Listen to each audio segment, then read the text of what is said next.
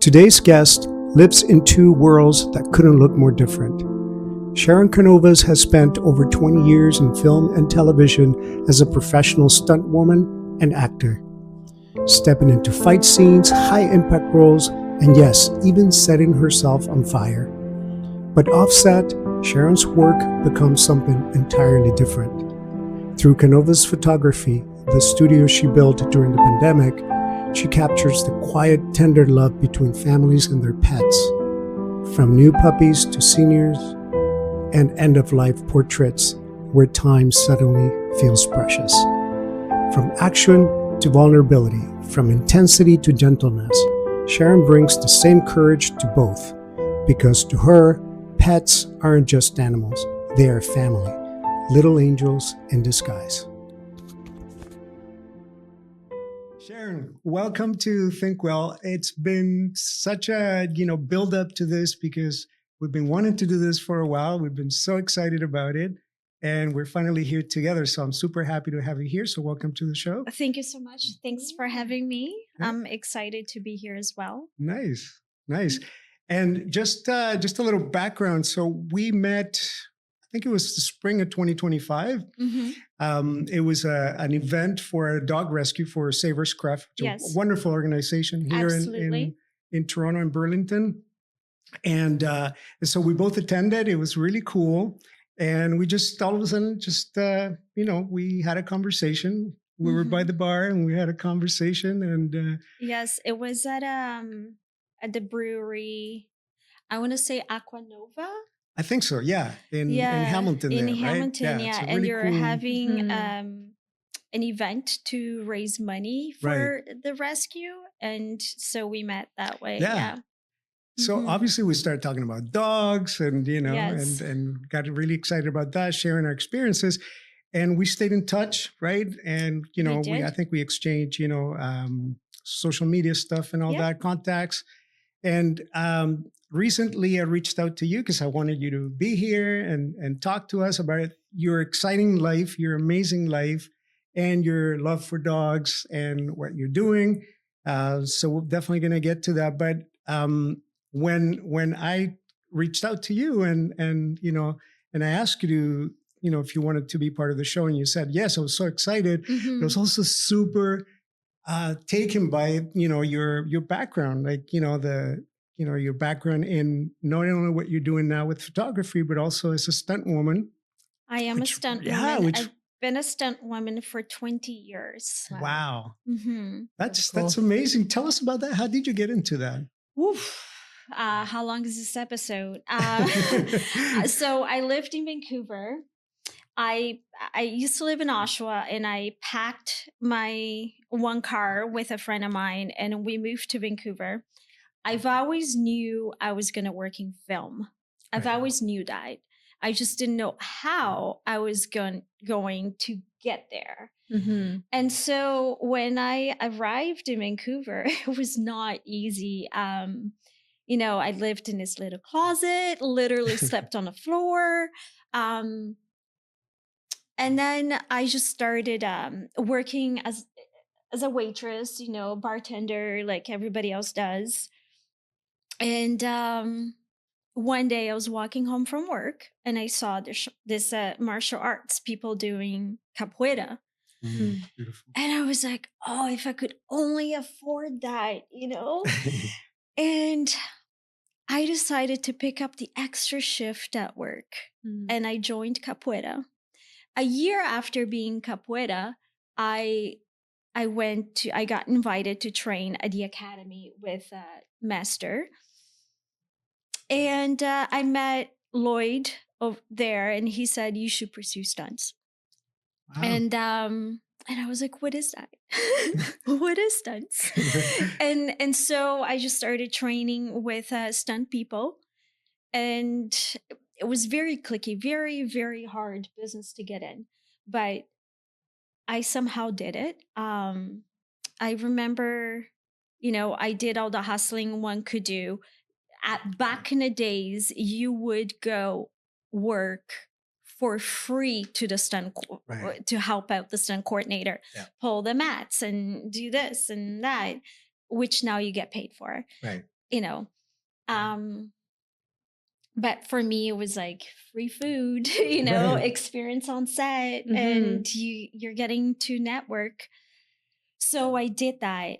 And I remember after, I think, 3 years of hustling, I got a phone call from Lou Bolo, and he said, "Hey, you want to do a stunt on Supernatural, the TV show?" Right. And I said, "Of course." And so Lou Bolo, is that the martial artist? no, Okay. Lou Bolo, Thinking of he something. was a stunt coordinator Mhm. for Supernatural, and he was there for a good 15 years. Wow.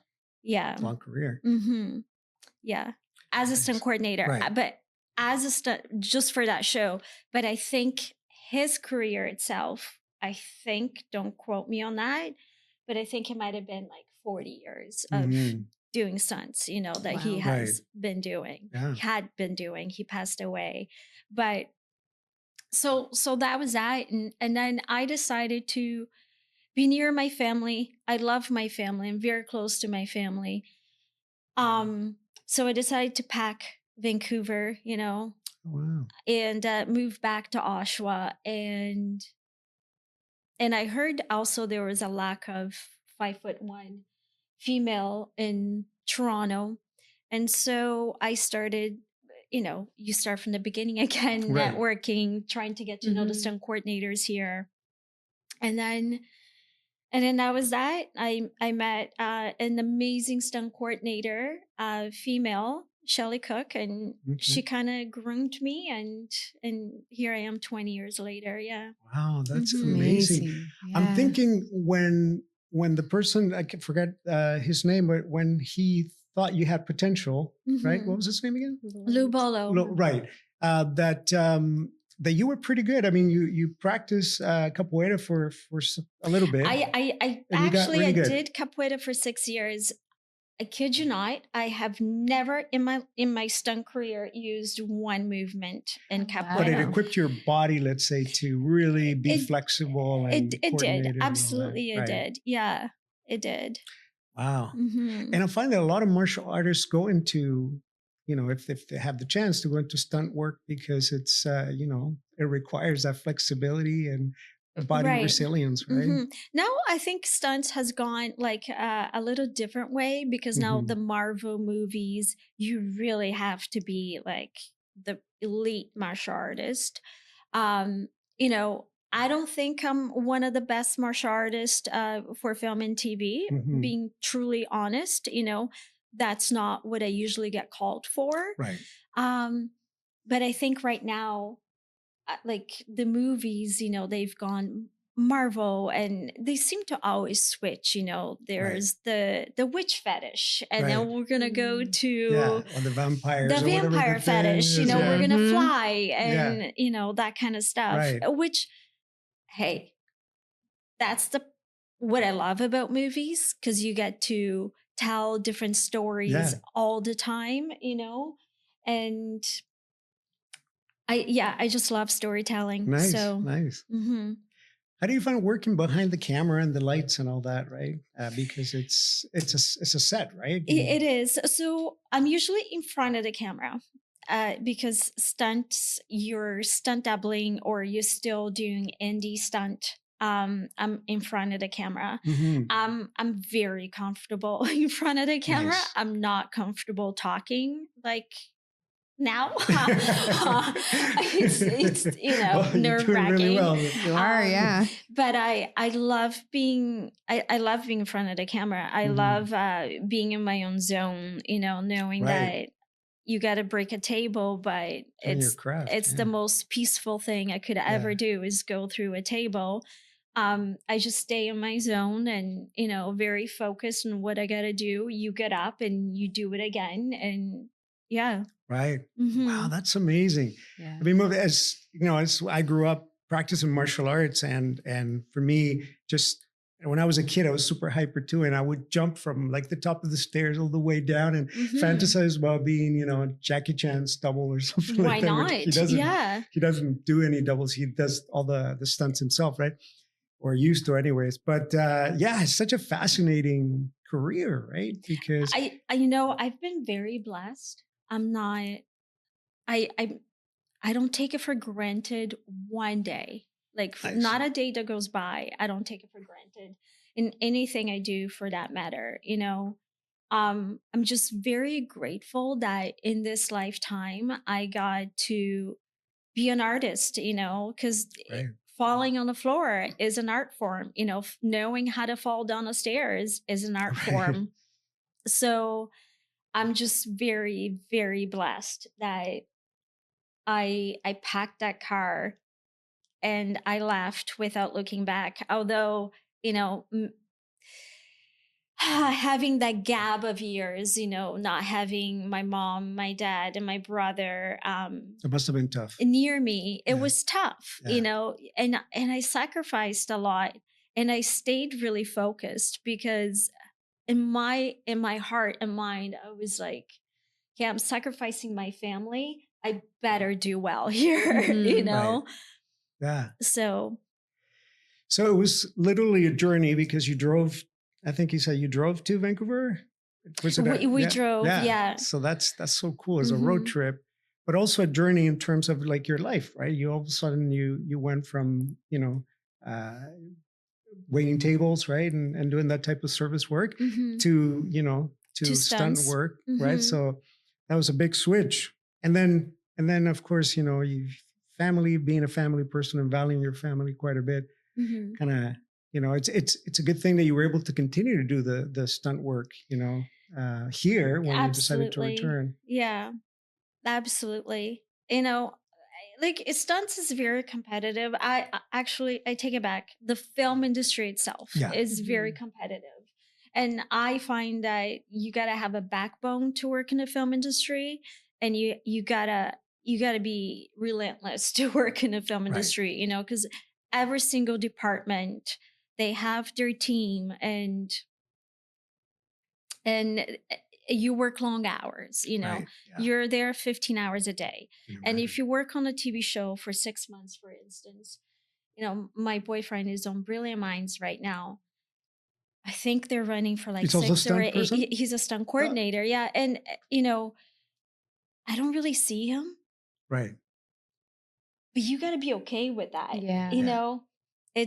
It's 15 hours a day, Monday to Friday. On a Saturday, he sleeps until like 8 a.m., if even, Right.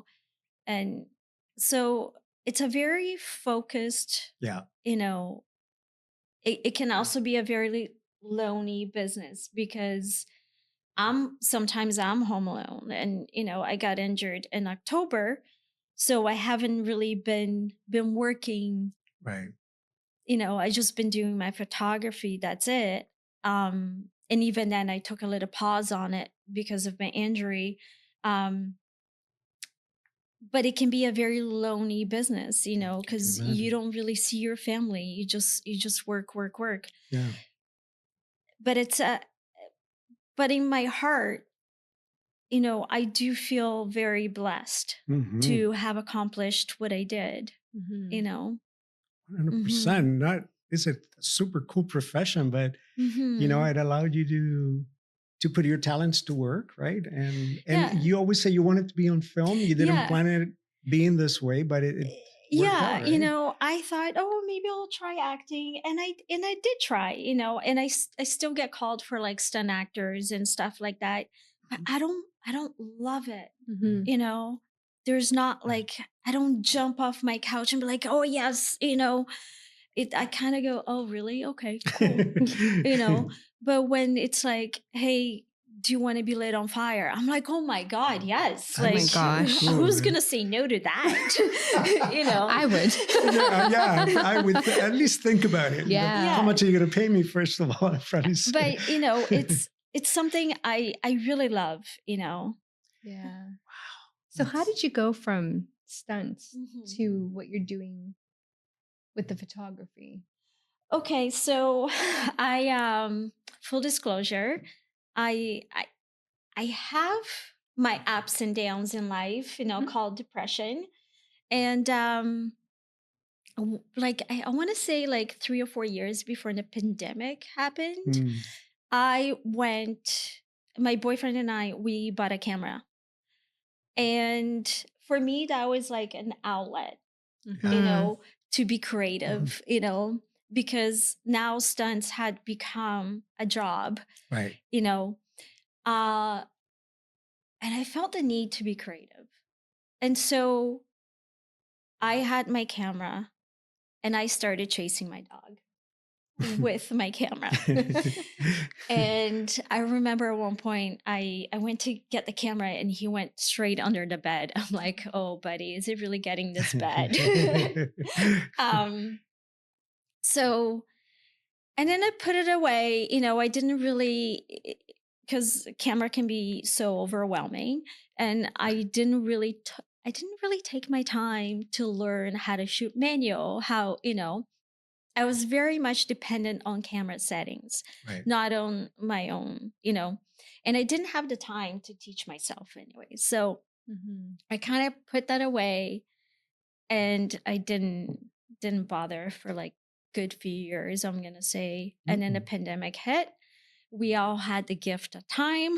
Right. And so I picked up my camera again and I started teaching myself, okay, what settings do I need for action? What settings do I need for to, indoor?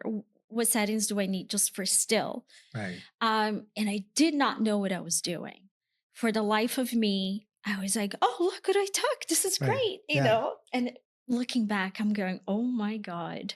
That's a lot to learn. It's a lot to learn. Yeah. And then you got to learn, the editing, right. Lightroom and Photoshop. Right. And so I met a photographer from London, Ontario, your dog photographer, Joanne Murner. And she said, why don't you join Hair the Dog Academy and Unleashed Education? And I was like, what is that? And she was like, they're for like photographers, education for photographers. Wow. And so I did. And then Unleashed Education offers a mentorship. And I took a mentorship with Craig, who I just adore. And I did that for 6 months, and he helped, me putting a hobby into business because it's very different, Right. And so ever since, I've been obsessed with the business side of photography as well, of learning the education of photography, of learning how can I make this photo better? How can I better myself for my clients? I just been really obsessed. That's interesting because, the artistic side of creative minds, right? It's usually to just want to focus on your craft, on your art, what you do best, where you feel comfortable when you're in the zone. And business tends to take away from that. It's more of, the numbers, and it's a different feeling when you're doing it, right? How did you? It's funny you say that, because I just said that to my boyfriend a few weeks ago. I think that stunts and kind of photography, it's kind of the same. Okay. Because my job as a stunt performer is to make the director's vision come to life on the action aspect. Either it's domestic violence scene or whatever the story is. Right? That's my job, is to make the director's vision come to life from that script. My job as a photographer is to make sure that my clients get their photo shoot as the vision that they have, the photos that they want. Yeah. Nice. So I do sit down with my clients. I do have, an hour phone call or a Zoom meeting, whatever they prefer. And I'll say, okay, so what kind of photo shoot do you want? Like, who's going to come to this photo shoot? Is your mom going to come? Is your father, is are the grandparents important in this dog's life, in this cat's life, you know?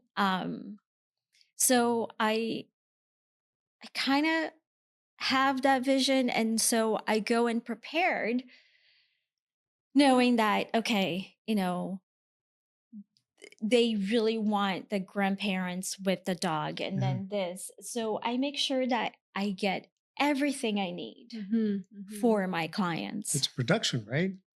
It's in a sense, it's almost like putting a movie together, right? With all the elements. And I'm kind of picture. a geek, but I do sit down and I do take my time and I'm like, okay, I'm going to make sure to get the photo of dog standing. She's leaning over the tree and they're going to, I draw. Okay. Right. Next photo, I want her running with her dog. Next photo, I want this. And then I want that. Then I just want the dog's eyes. Then I just want the dog's tail. Then I do go and I do kind of break it down to which lenses I'm going to use. And I'll say, okay, my 85 millimeter, I'm going to make sure that I'm getting the dog's tail here. I'm doing this, I'm doing that. And then I'm getting that portrait here. Then I'll switch to my 70-200 and I'm getting out the actions. And, you know, I do break it down and I do write it down. So you're the director, basically. Right? Yeah, and I do tell them, I said, listen, if I forget any of the poses, I'm going to look at my piece of sheet here, but I came prepared for you and I'm going to, you know, make sure I deliver. Super organized. Yeah. That's incredible. That's nice. Yeah. Well, what I remember of our conversation is that, you know, when you told me that you were doing pet photography, you know, I thought, okay, that's great. I mean, I love it. We're, you know, talking about dogs that day and supporting the organization. But when you introduced me to what you do with, you know, the photography, right? That just took it to a whole new level that I wasn't familiar with. And so that's what I like about, you know, what you're doing with photography. Can you give us an idea of what that looks like? So for example, one of the things that you do is if a dog is nearing his or her final days, you kind of document that journey through photography, right? I do. So I'm going to say 60% of my clients have gained their wings. You know, they have crossed the Rainbow Bridge. I do get mostly, you know, my dog is sick and it's completely last minute. You know, you go to the vet trip and you come home, you know, devastated. For sure. And sometimes they'll say, okay, well, they got weeks to go or, you know, or I had a session for Brutes and he had cancer. And the parents were doing chemo and he beat cancer. So they hired me again to celebrate the fact that it's amazing. You know, he beat cancer and excuse me. But not all stories end that way. Right. Yeah. And so when they do come to me, I do clear my schedule for them. I make that my priority. Right. Even if I have a family function, I will be going to the family function late, but I know how important that is for my clients. And especially for the person, you know, their heart is already so heavy, you know, they're so confusing. Like it's the confusion that happens at the time, you know, for them. So I try to accommodate them as much as I can. Right. So I can document their last. That's like you're just telling me. I know how heavy it feels, and I know that you get pretty emotional about that, of course. And I can appreciate the courage that goes into it, and I can't help to think that it's not the same courage, but it's the same sort of amount of courage, if that makes sense, that you apply to both your stunt work, but also the work that you do with pet photography, especially with what you were describing now, right? Because it takes a lot of courage. It takes a lot of courage really to be able to do something like that. And you know, I mean, I have to be strong for my clients. I can't sit there and cry, you know, but I do hold back the tears because Wow. my heart is Yeah. always like, I'm thinking of them, you know, Yeah. and, you know, and I've had a few times now where I'm doing the session in the morning and I know the dog is going to gain their wings in the afternoon. And so when that time hits, I just kind of go, oh man, they're crying right now. Yeah. You know? Oh my God. Yeah. I mean, we know what that's like when the day comes. Yeah. And you have to play God, as I refer to it, because you have to decide the moment. Yeah. But for you, knowing and sort of preparing and making the parents feel okay with it and create that whole moment, right? That's going to be remembered forever. That's definitely really. It's a beautiful gift you offer them. I'd be an emotional wreck. Like right now, I'm like, you know, I do come home and I am emotional wreck at home. I just know one day I'm gonna go through it again. You know, it never gets easy. Nope. I've had 3 dogs that have crossed the Rainbow Bridge. And when my time comes to say goodbye to Cisco, Tito, and Lucy, you know, my mom's dog, it's not gonna get any easier. No, not at all. You know? Yeah. It's one of the things that it doesn't get easy in life, you know? No, it doesn't. You're right. You know, it's one of the, like, it's not like you develop a skill or anything like that. It's true. You really don't, you don't gain knowledge and prepare yourself for the next one. It's really, it's very challenging. Like life has the obstacles and you grow from it, you learn from it, and you're stronger. But with this, it's just, it's heartbreaking every time you do it, every time you go through it. And I think that's why a lot of people are like, oh, I'm never getting a dog again. Right. You know, but a few months later, or maybe years down the road, or whenever their heart is ready for it, that dog will appear in your life and you're like, okay, let's do this all over again, you know? That's so what, it's a connection that's unbreakable, right? What made that, you know, that connection with, particularly with dogs, like in you? What is it that makes you really feel that connection with dogs? I mean, we all have similar how could stories. you not? You know,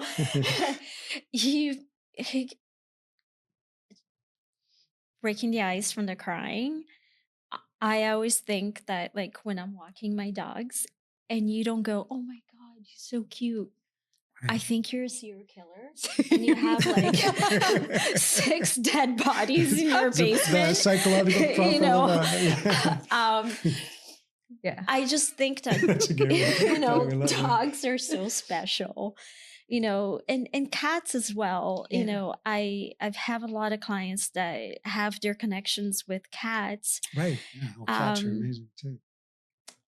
I think they're, you know, as we were talking before, they're so fragile. They're so sensitive. They depend on you and they teach you so much. Oh, it's exactly it. Yeah. You know, and no matter how you are, you know, you could be with your pajamas, you could be looking your worst, you could be looking your best.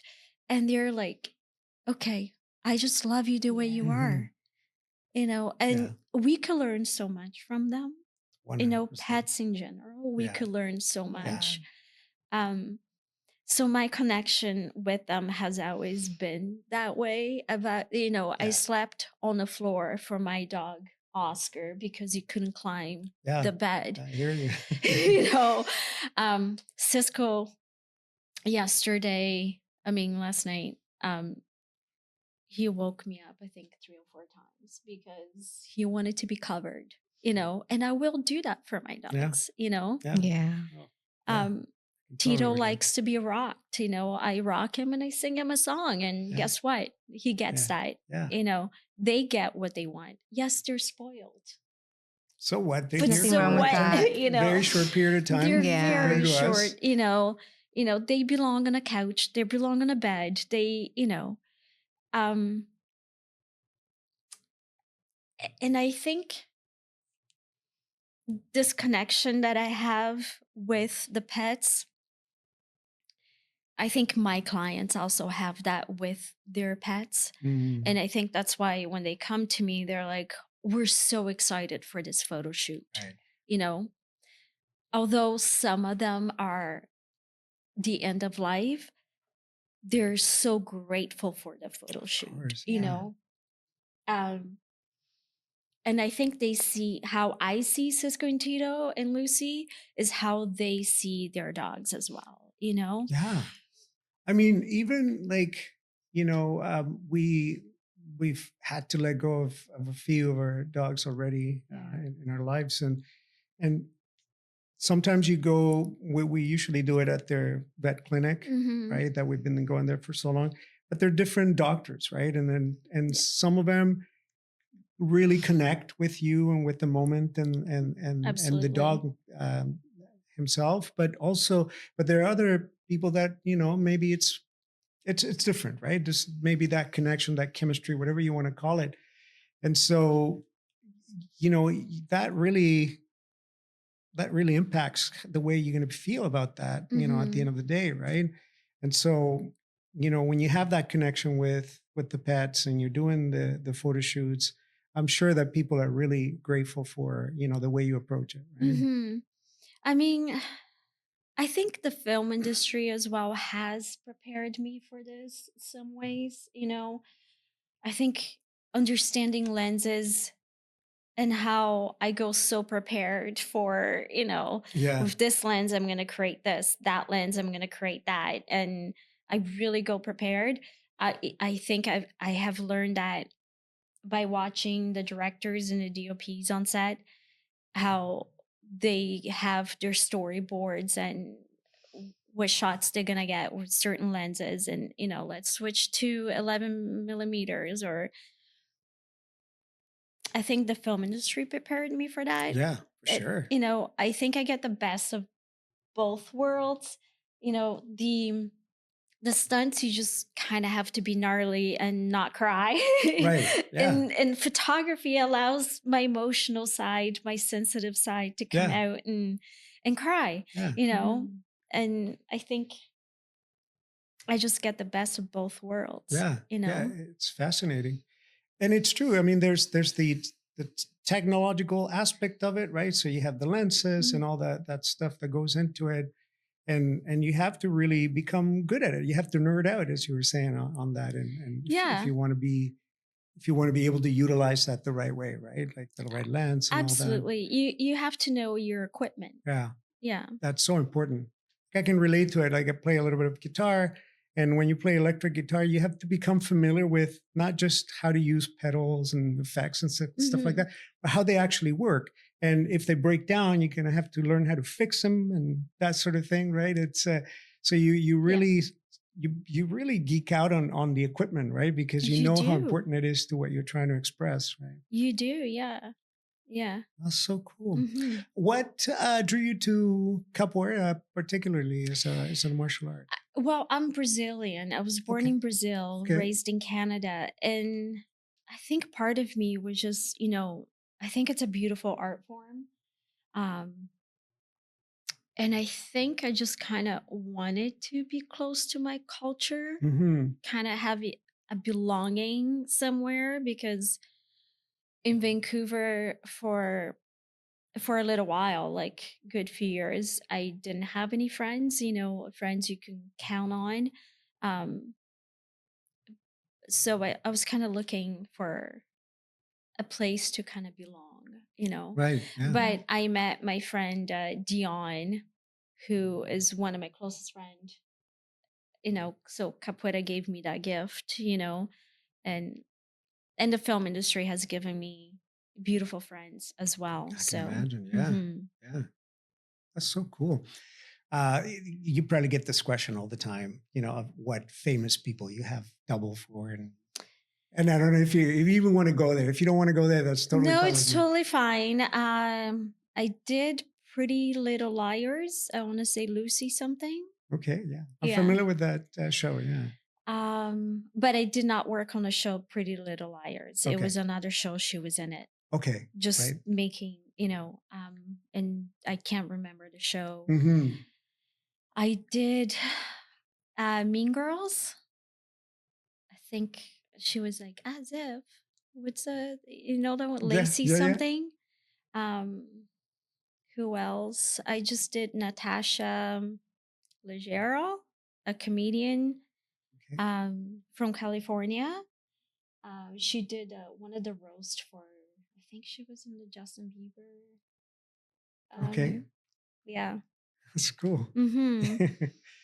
That's awesome that you Yeah. get to do those things, and you get to work with them. I guess you get to know them, and You do. Yeah. Sometimes, you approach them, but I mean, they're doing work. They got so many. They gotta worry about their lines and this and and that. like you have to worry about your I every gotta single aspect of it. learn Yeah. about I gotta worry about teaching them, and Right.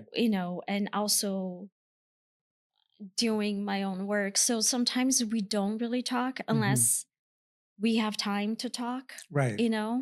Yeah, I can imagine. There's so much that goes into it. Mm-hmm. That's amazing.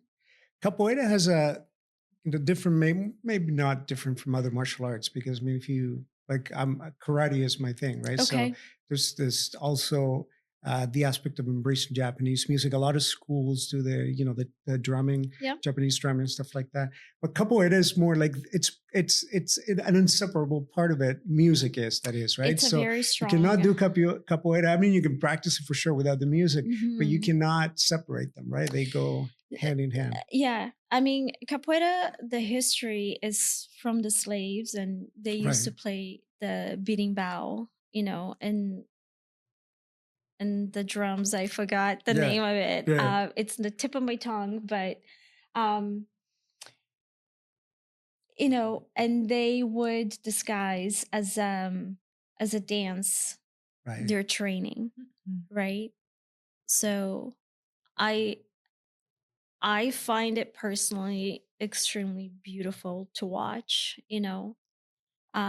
and capoeira does offer the best of both worlds, the dancing part, as people say, and the martial arts aspect. It's a conversation that you have in a circle. If your opponent throws you a kick, you're not going to do a flip. I mean, you kind of going to give it back with a kick, right? You kind of have to watch your opponent. And yeah, it's such a beautiful art. And again, the music aspect of it. What really fascinates me is the context of its resistance, right? It's resistance against oppression, and the ways it is disguised, as you said, as a dance, and even the drumming, right, which was part of it as well, as part of communicating, and there's codes in there as well, where people are, trying to organize against, their oppressors. It's just such a fascinating thing. And I think capoeira has been able to capture that so well.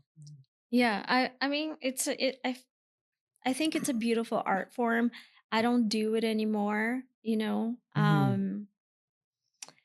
I think I wouldn't go back to it, but I would go maybe back to kickboxing. Okay. But because it's more convenient. It's just down the street from me. Not my lazy side. You're meeting my lazy side, it's more convenient that way. The capoeira that I used to train with, Asha Capoeira, I think they only offer now in Mississauga. So yeah, it's really hard to find, right? Because I mean, it's not something that you can teach a few moves and that's it, or for workout purposes, right? No, but kickboxing, for example, is more of a workout purpose for a lot of people. Yeah. But capoeira is such a complete, holistic approach, but I think every single martial arts, really, you kind of just, if you stop training, you lose. Even in boxing, if you stop training, that 1-2, 1-2, you're going to lose that eventually, right? Yeah. So you mentioned you were taking a break. Is that a break from from the movies, from stunt work, or? I am taking a break Mhm. from stunts right now, yes, Okay. until I'm fully recovered, and then I will be back doing stunts. Good. Yeah, good. I mean, injuries, especially in an industry like that, happen Yes. very often. And when they happen, right? It does. I mean, in the film industry, as a stunt performer, it's totally normal. You're gonna come home with bruises, Right. I remember in my martial arts class, I was showing up with different bruises all the time. This is in kickboxing. And my boyfriend was there too. And one of the instructors, they asked me, "Hey, is everything okay at home?" I was like, "Yeah, everything's fine. It's just because you're the bruises." Right. And I'm like, "Oh my God, no." Yeah. So I told him what I did. And that explains it. I actually felt bad for my boyfriend because Right. that's what people are thinking, Yeah. It's normal to have bruises, Sure. Yeah. and unfortunately, sometimes people do break, their ankle, or unfortunately stuff like this happens. It shouldn't, but it does. Um, yeah. Yeah. Yeah. It's risky. I mean, yeah, if you're using your body, and Mm-hmm. especially in ways that really challenge you. Yeah. Um, so you're focusing on your photography right now with what you're doing. It's amazing. I like to work. I'm a workaholic. So I just like to focus on business altogether. Like, Mhm. I kind of thrive from um like focusing from my photography and helping my brother with his business. And I just love work. You know, um I do have the work balance, you know. I do spend time with my mom, spend time with my boyfriend, and obviously the dogs. That's non-negotiable. Um, but I do focus on my things. Like when I get up in the morning, I do have my routine, and I do have everything broken down what I'm going to do. Mhm. I'll even work on weekends, if I have to, Right. on Mhm. the business side of things, because sometimes you got to fix your website, or you got to update your website, or you got Right. to keep up with the blogging, and everything else. And so I do focus on a lot of things. Yeah, Yeah. There's lots that needs to get done when it comes to that's it does. the back end of the business, And right? magically, the laundry does not get done by itself. Right. So that has to Yeah. be done as Yeah. well. Yeah. And So particularly these days with, like you mentioned, websites and the Mhm. digital thing and social media and all these tools that you need to, that it doesn't seem like a lot of work is involved, but you do spend a lot of time, like just on your website alone, you could be working on a page for, a couple of days, I depending can on be there what you're doing, right? forever, especially if something like there's a glitch on the website, Right. and somebody contacts me. Hey, I'm trying to contact you through your website, but it's not working. What? Yeah. Really? Um, so there's always something to do, right? Yeah. Which, full disclosure, I'm so sick of social media. So, Um, I am thinking of hiring somebody to run my social media. hmm. So just, I will send them everything for them to Right. do. And so I don't, it's one less thing for me to worry about, Oh, I think it's a great because idea. even like going out to events, so you can potentially meet new clients or do business with other business, it's a lot of work. Mhm. It sure is. Yeah. It takes It's a a lot lot of of work. energy and Like small business yeah. is a lot of work. Yeah. My heart goes out to small business. Hmm. It's it's a lot of work. You Yeah. you do have to wear like 40 hats. 100%. Yeah. So how do you set the tone every morning with your morning routine? What does that look like? My morning routine, I already know what I'm gonna do a day before. I kind of write it down, what is going to get done. So I get up, I have my coffee. That's non-negotiable.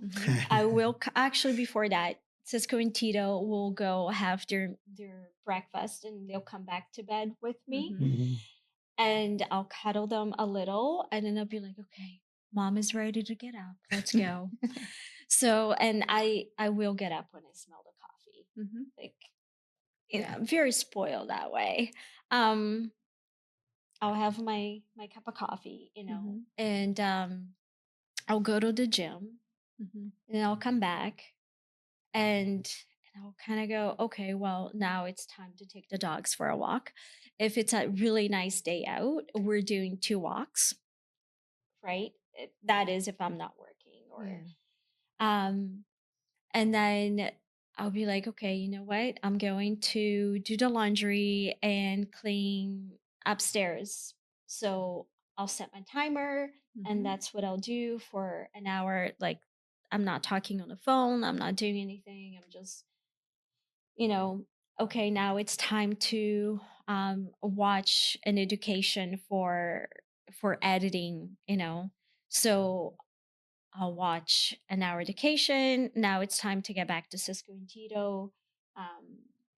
We'll go play, we'll go do something.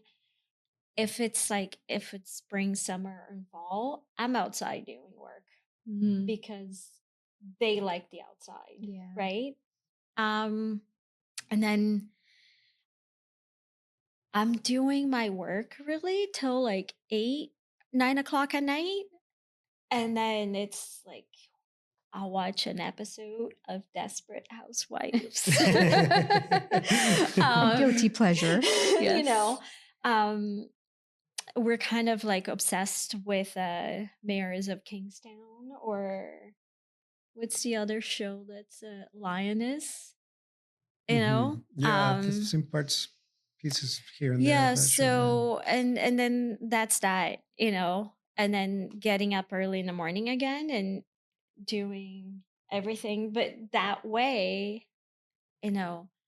I'll have like, okay, I've watched an editing, I blogged, I or sometimes I kind of go, okay, today it's the gym and going straight to drop off my business card somewhere, and then coming home, taking care of my dogs, and doing everything else.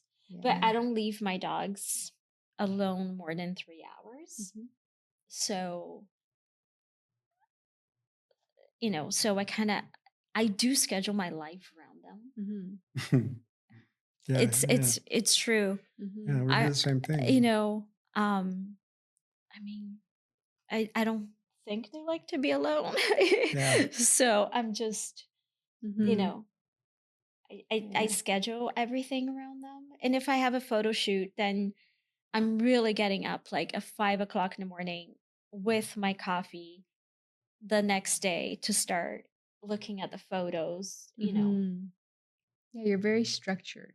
I like that. I am. Yeah. It works for my brain. Yeah. It does. And if I don't have that, I just kind of feel a little lost, Yeah. But I do have like everything, or sometimes like I'll put my timer. I'm like, okay, let's get this task done, deleting emails. Okay, it's been 30 minutes doing that. Okay, we're moving on to something else, because I do get a lot of emails. And sometimes I'm like, okay, not important, not important, not important. But instead of deleting it takes a lot of time. I should just know better and just delete them, but I don't. So I kind of create the work for me. That's amazing. So I share with you that a few years ago I was experienced a lot of anxiety, and my dogs were like a rock for me. Like, there was solid support, right? Yeah. And emotional, and they were always there with me. So I'm just wondering, of course you probably see your dog's the same way, you know, being there for you. It's Mhm. different from the support that humans give you, right? It's very different. You know, I don't know if you guys believe on this or not, but I just take it with like the grain of salt, you know. So I hired an animal communicator Okay. years ago. I Mhm. just had Cisco. And I remember she was she kind of said a few things that I was just like, yeah, that's right, you know? Um and she said to me, "Oh, he's telling me that you're going to need him in a few months." And I was just like, "What?" Going to meet him? Need him. Oh, need him. him. Okay, Need yeah. him. And I was like, "Okay, whatever." You know, you just kind of, you Yeah. know, and she's going, "Yeah, he's really like he was very adamant. Oh, you know, she's going to need me in a few months and she's going to need me." In a few months my dad passed away. And that dog has saved my life. I can You imagine. know, um he really my dad passed away on a Monday, and every Monday we had Cisco had training. And I remember coming home getting the phone call that, you know, he was in the hospital. I think my family didn't want to tell me that he had already passed because I had to drive 3.5 hours. But Cisco has always been the dog that, you know, the Walmart kid that cries and it's hysterical and everyone's looking at the kid and you're feeling sorry for that parent. Okay, that's Cisco. Oh, wow. You know, if he was here, he would be humping your leg or yours. And, you know, he's that dog. And I put in so much training into him, and he never in class cared to do anything right. And I would take him for walks and I would be like, sit, stay. And he would stay. And I'm like, why can you do this in class? Anyways, long story short, a Monday after, I didn't want to go and train him. But I was like, man, he loves training so much. He loves going to, you know, to the school. So I went. And that day, they're like, okay, throw all the toys on the floor. And I'm like, what are they doing? Give me your dogs. And they closed a wall, and they had the dogs on the other side. And you had to call them, do a recall. I'm like, okay, I failed. Like, there's hot dogs on the floor and toys, you know. And I think he knew exactly how I was feeling that day. I said, Cisco, come, because that was that. And he looked at the toy and I said, leave it. And he came straight to me. From that day on, our training changed and he was so in sync with me. And I think he knew that, okay, you know what? I better not do what I do because she can't handle that right now, you know? And so we just really been very close. Yeah.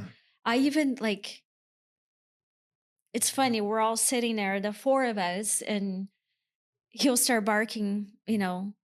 My partner will go, okay, what is it that he needs? And I'm like, oh, he wants this, you know, he wants your seat, or he wants, You kind of know already. you know, he wants his toy that's upstairs, or, you know.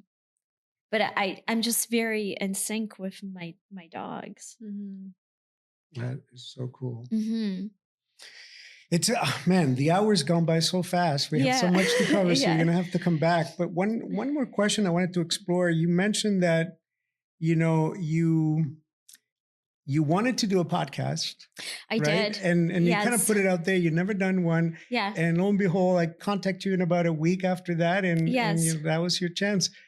How much of that do you, I guess, believe is not the right word, but how much of that do you think, you know, governs part of our lives where it's up to us to kind of will something into reality? I talk, like, if I want something, I talk as if it already happened to me. You know, when I had like 2 credits in stunts, and you're hustling, I would write it down and I would walk around going, I'm a very successful stunt woman. I am a very successful stunt woman. And I would say it over and over. I believe that what you create in your mind, it will be the outcome. Yeah. I really believe in that. I believe that you have to be very kind to yourself. How you talk to yourself is very important. How you nourish yourself, um, and I do believe that the universe listens to us, because a week before you messaged me, I was talking to my boyfriend. I'm like, I want to go and do a podcast because I hate talking. And I think it would be good for me, not to. And this is my first podcast. And then I remember going outside and I said, I am going to do a podcast, and I would walk around the house. I'm going to do a podcast. I'm going to be in a podcast. And then you message. And how can I say no, right? I believe in saying yes to opportunities. Right. Even if you're like, should I really? I think you should, especially if you're like, really? Yeah, I can, I'm very similar to you in that sense. I think you should, because, opportunities don't come very often. If it came to mind, if you've been thinking about it, chances are you need to do it, right? Yeah. And the thing is as well, like, you gotta, I mean, I believe in being positive and all that, but I also believe in working to create my opportunities, right? You can't just say it out loud and just sit there on the couch and wait. And, you have to work every day towards your goal, or I don't even believe in saying dreams. I believe in saying goals, because if you have a desire inside of you, go do it. Yeah. And then you need to put in the work. You gotta go and put in the work. Yeah. Definitely. Yeah. And your life is, definitely evidence that, when you put your mind to doing something and you have the passion and the desire, you get it done. And I mean, you're doing things with your life that, most people probably wouldn't imagine, right? And I love what you're doing with pet photography. If people wanted to get a hold of you and they wanted to hire your services, how do they get a hold of you? CanovasPhotography.com,